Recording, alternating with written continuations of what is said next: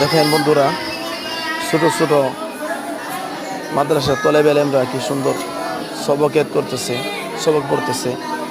তাফিজুল কোরআন হাফিজিয়া মাদ্রাসার ছাত্ররা পড়তেছে। সুন্দর মনোরম দৃশ্য।